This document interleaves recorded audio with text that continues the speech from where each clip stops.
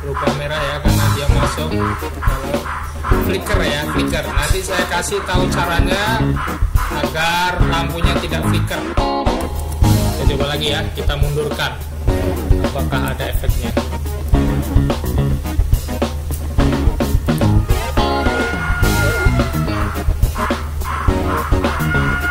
Kita lihat pas masuk perbatasan. Oh, ternyata sinyalnya stabil ya. Ini adalah resistor 3,3 kilo ohm kali 9. Jadi satu gerbong ini adalah sekitar 400. Jumpa lagi Sobat Miniatur World. Melanjutkan seri JMRI Automation kali ini, kita sampai di bagian memvisualisasikan layout yang kita punya dan hardware-nya seperti wesel, lampu sinyal, blok okupansi, dan lain-lain ke dalam JMRI. Fungsinya adalah agar hardware kita dikenali oleh sistem JMRI, sehingga bisa dibaca dan diolah lebih lanjut. Kemampuan JMRI untuk mengenali dan membaca status hardware di layout kita adalah syarat mutlak dari otomatisasi JMRI. Kembali saya sarankan bagi yang belum tahu apa itu JMRI dan otomatisasi JMRI dan bagaimana langkah-langkah membuatnya, silakan buka video saya sebelumnya. Jangan lupa juga untuk like, subscribe, dan pencet tombol loncengnya agar kamu tidak ketinggalan info-info seputar elektronika dan penerapannya di dunia kereta model.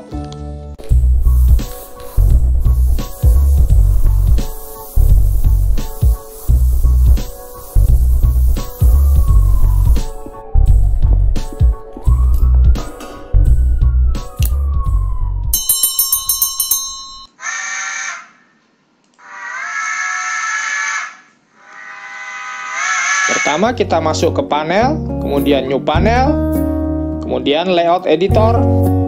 Panel layout ini adalah visualisasi dari layout real kita dan gunanya untuk memonitor serta mengontrol perangkat-perangkat yang ada di dalamnya lewat JMRI.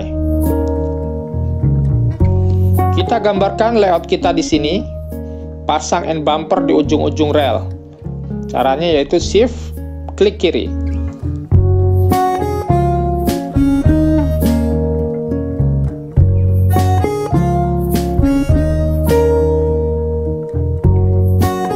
Kemudian kita bikin wesel percabangan kanan.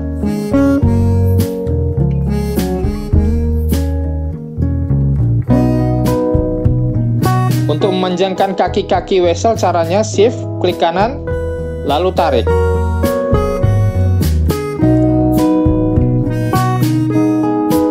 Begitu juga ini. Kemudian kita pasang wesel arah sebaliknya.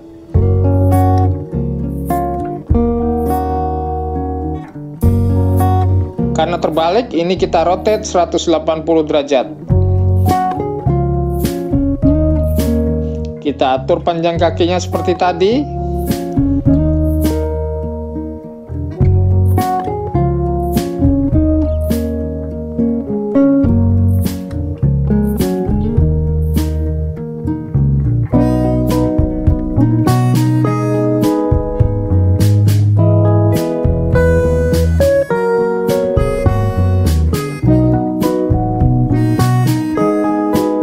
Saatnya kita hubungkan titik-titiknya dengan track segmen. Caranya yaitu shift, klik kiri, tarik. Shift, klik kiri, tarik. Shift, klik kiri, tarik. Shift, klik kiri, tarik. Sekarang untuk masing-masing tracknya kita setting untuk ketebalannya dan blok sensornya memakai yang mana. Klik kanan di bagian tengah track segmen, kemudian edit. Stylenya adalah solid, tracknya adalah track utama atau main line. Blok name-nya blok 1. Oh ya, untuk cara membuat blok okupansi tidak saya bahas lagi ya. Silakan untuk melihat video part 2 saya untuk merefresh memori. Lalu create, edit. Basic, sensornya sudah. Reporternya belum perlu. Kemudian physical detail juga belum perlu. Untuk layout editor, occupied pilih kuning biar lebih kelihatan. Apply, oke. Nah, garisnya sudah terlihat tebal. Kemudian lanjut vesselnya, edit. Namanya turnout 1. Kemudian bloknya turnout 1. Sensornya sudah betul CSTO1 ya. Kemudian warnanya, kalau occupied kita pilih kuning. Apply, oke. Nah, begitu semua caranya. Untuk yang lainnya,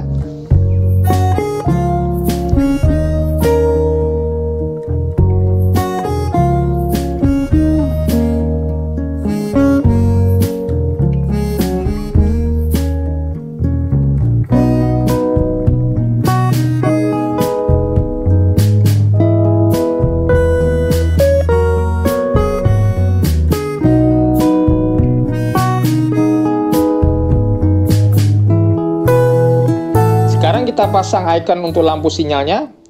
Pertama, sinyal masuk kiri, digambar ada di bagian paling depan. Shift klik. Karena arahnya kebalik, kita putar dulu. Klik kanan, rotate 180 derajat. Sekarang kita atur perilakunya. When click, pilih cycle 3 aspects.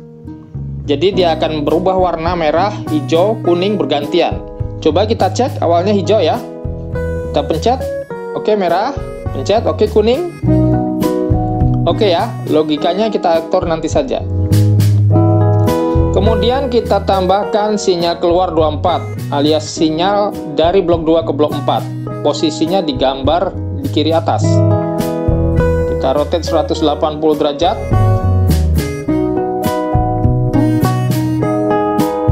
Oke.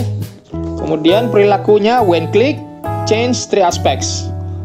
Walaupun lampunya ini hanya 2 buah ya, untuk merah dan hijau, tapi nanti setelah dikasih logic dia tetap cuma berubah 2 warna saja ya, walaupun tadi pilihannya 3 aspek.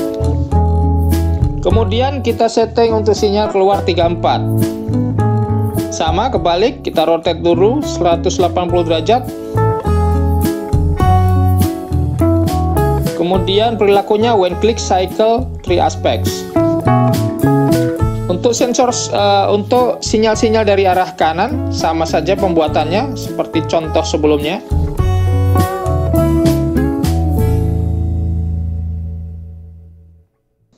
Jadi kita percepat saja. Selanjutnya kita pasang sensor icon. Sensor icon ini sebenarnya hanya untuk mengetes logic sinyal apakah sudah benar settingnya. Sensor iconnya CSB1 untuk blok 1. Shift klik kiri. Sensor icon blok 2 CSB2. Shift klik kiri.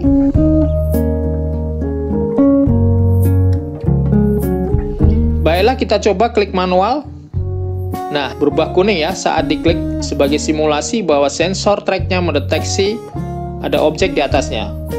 Walaupun aktualnya nanti perubahan warna adalah respon dari sensor blok.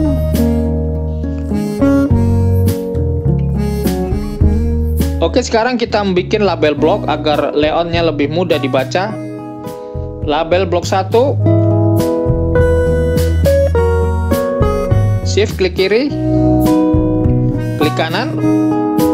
Ukuran 20. Kemudian kita pilih bold, backgroundnya putih. Ini bebas ya, mau seperti apa, karena ini hanya contoh.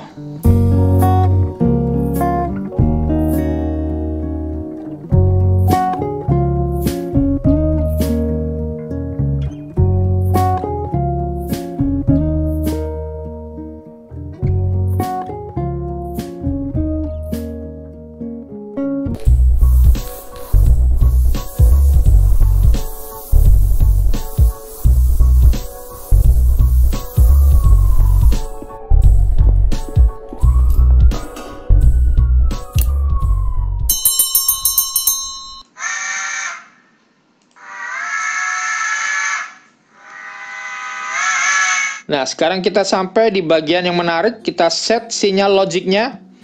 Pertama dari sinyal masuk kiri, edit logic. Nah, on single block ini maksudnya sinyal muka. Jadi posisi masih di rel lurus tanpa cabang. Kemudian main leg of turnout. Jadi ini untuk sinyal keluar jalur utama. Lalu diverging leg of turnout, ini sinyal keluar jalur samping. Terakhir, on facing point turnout adalah sinyal di rel tunggal ya, yang menuju percabangan, alias adalah sinyal masuk. Oke, berarti kita pilih yang terakhir untuk sinyal masuk. Protected sensornya adalah sensor T01.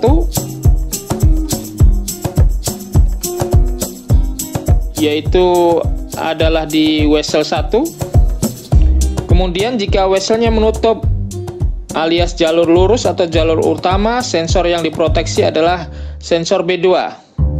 Sinyalnya adalah sinyal keluar 24.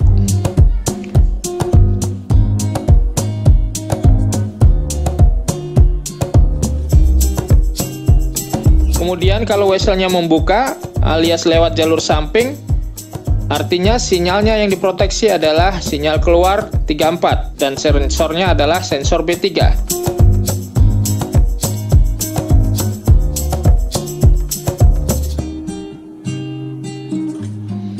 Klik apply, lalu OK. Selanjutnya sinyal keluar 24, klik kanan, edit logic. Logiknya adalah mainline alias jalur utama wesel. Sensor yang diproteksi adalah sensor blok 4 dan sensor T02. Merah saat wesel T02 membuka.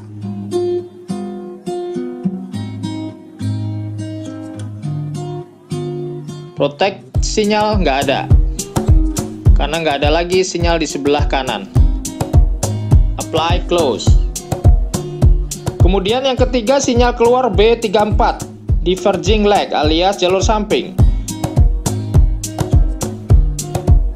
Yang diproteksi sensornya sama, sensor B4 dan T02. Merah saat wesel T02 menutup. Sinyal yang diproteksi tidak ada juga. Lalu apply, close. Untuk sinyal dari kanan ke kiri, cara settingnya sama persis seperti contoh tadi.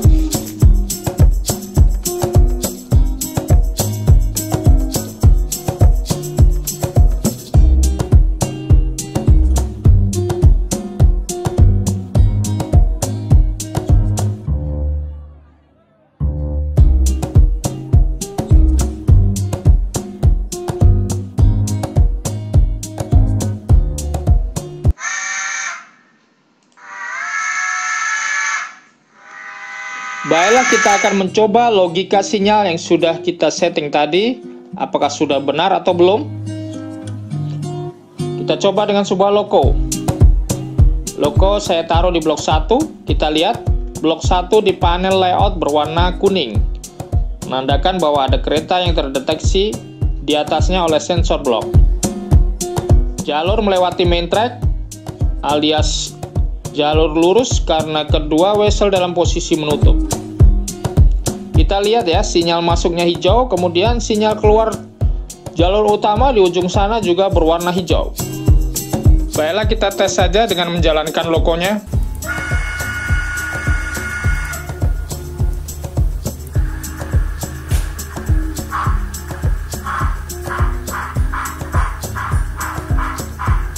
Oke, berubah merah ya karena dia masuk jalur flicker ya, flicker. Nanti saya kasih tahu caranya agar lampunya tidak flicker. Flickering lampunya ya. Itu ada caranya untuk mengatasi. Oke, saya sampaikan ujung dulu ya.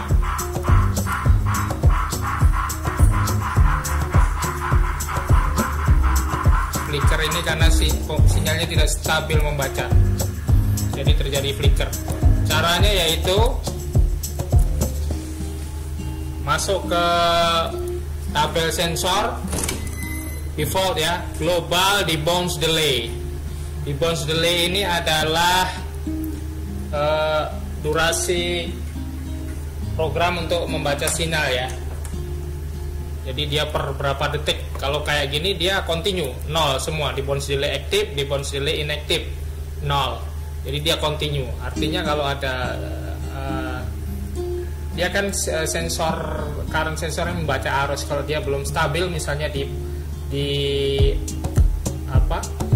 perbatasan blok 3 mau masuk ke blok 4 misalnya, jadi dia masih dibaca di antara dua blok itu. Kadang sinyalnya kuat di blok 4, kadang di blok 3. Jadi dia masih tidak stabil bacaannya. Caranya yaitu diberi di bounce delay inaktifnya yang tinggi ya. Kita coba berapa? 4000 milisecond itu artinya 4 detik. Yang aktifnya biarin 0. Jadi kalau dia udah masuk ke jalur baru, dia membaca. Tapi komputernya tidak lagi membaca inaktif. Kalau ada inaktif dia abaikan karena dikasih delay 4000. Oke. Default store, kita coba dulu ya. Store konfigurasi only to file variable. Oke, kita coba lagi. Kita coba lagi ya, kita mundurkan. Apakah ada efeknya?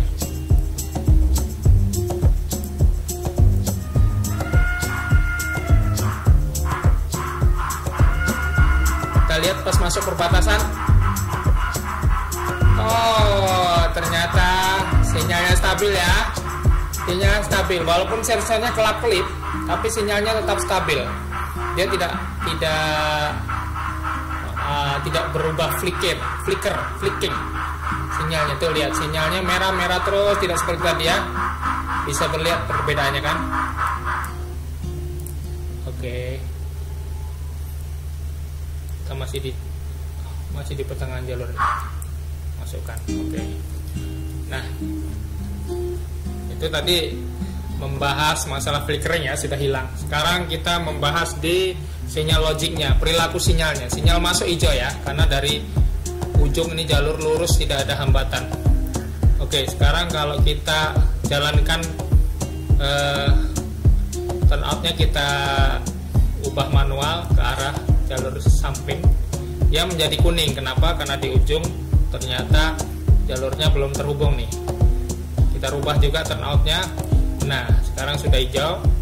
Kalau ini sinyal dari kanan ya, jadi nggak ngaruh, dia justru harus merah karena di sini ada hambatan. Oke, hijau berarti kereta jalan tapi lewat jalur samping. Kita lihat.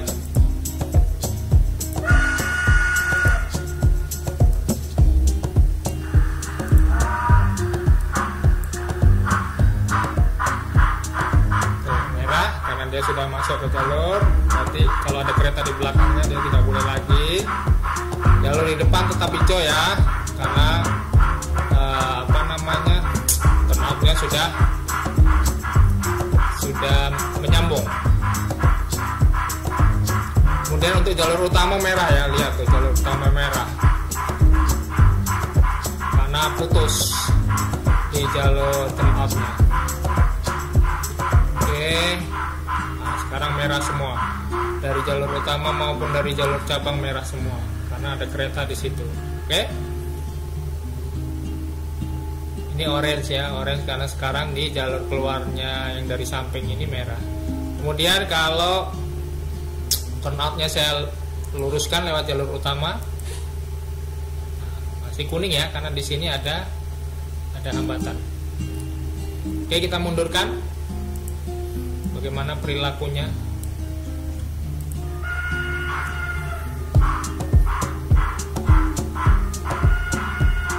Kuning karena masih ada hambatan. Setelah masuk sini dia menjadi merah nanti.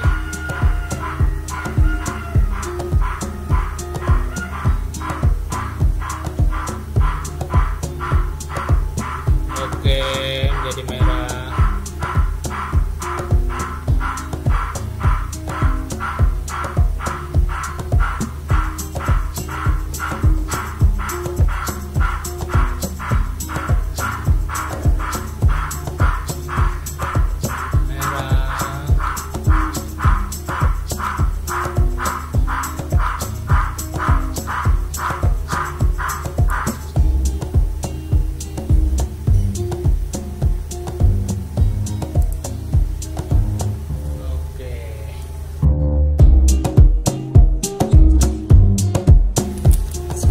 coba dengan halangan lain ya. Misalnya ada ini yang parkir, apa namanya, wagon tanpa lokomotif yang parkir. Nah, current sensor ini kan mendeteksi arus ya, karena loko dia mempunyai menarik arus untuk menghidupkan motor, decoder dan lain sebagainya, makanya dia terdeteksi. Bagaimana kalau wagon yang nggak punya lampu ya? Kamu punya lampu bisa juga terdeteksi. Kalau nggak punya lampu, kita memakai resistor di bawahnya ya. Resistor, kira-kira resistornya yang terbaca oleh rel itu jika nilainya di bawah 200 ya, sekitar 170-160, dia terdeteksi oleh rel ya. Di atas itu tidak dianggap sebagai ya tidak ada apa-apa di situ. Tapi kalau dia hambatannya cuma sekitar 170-160, ada arus listrik yang kecil yang mengalir dari kiri ke kanan atau sebaliknya yang terdeteksi sebagai hambatan di situ, atau yang terdeteksi dia mengkonsumsi arus listrik sehingga terdeteksi oleh sensor. Caranya yaitu dengan memberikan rangkaian resistor di paralel seperti ini.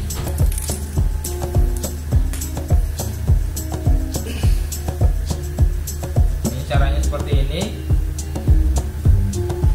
Diberikan rangkaian resistor paralel, terus diberikan wiper di sini. Ini adalah resistor 3,3 kilo ohm kali 9. Jadi satu gerbong ini adalah sekitar 380 ohm ya. Jadi kalau digabung 380 bagi 2, jadi sekitar 190 ya, sekitar 170-190 ini sudah bisa terdeteksi oleh rel sebagai hambatan di situ. Kita lihat ya, apakah relnya di komputer terdeteksi merah atau tidak.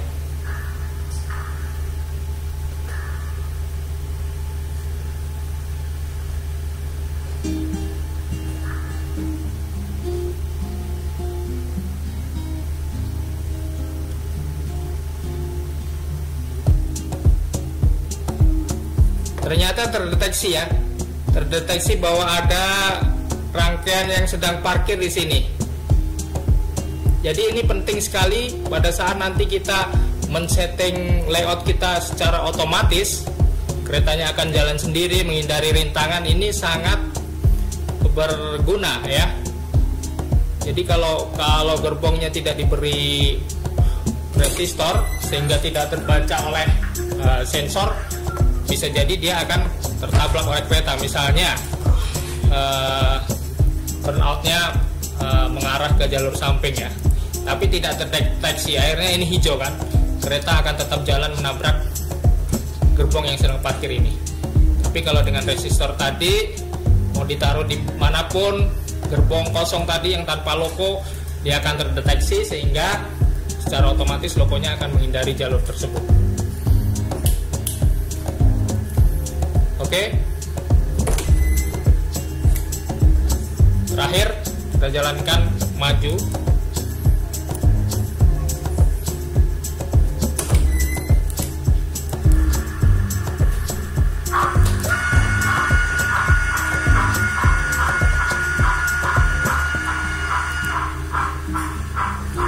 Oke, berhasil ya sejauh ini percobaan kita. Terakhir nanti di video terakhir saya akan mencoba men-setting kereta ini agar bisa melaju sendiri bolak-balik dua kereta tanpa saling bertabrakan, dengan masing-masing bisa memilih jalurnya sendiri-sendiri ya. Kalau ada hambatan dia lewat ke jalur samping, atau kalau jalur samping ada hambatan, ada kereta lain, dia akan lewat jalur utama. Seperti itu. Jadi ada dua kereta saling berhadapan, saling memilih jalur masing-masing secara terkoordinasi. Oke, sekian. Terima kasih.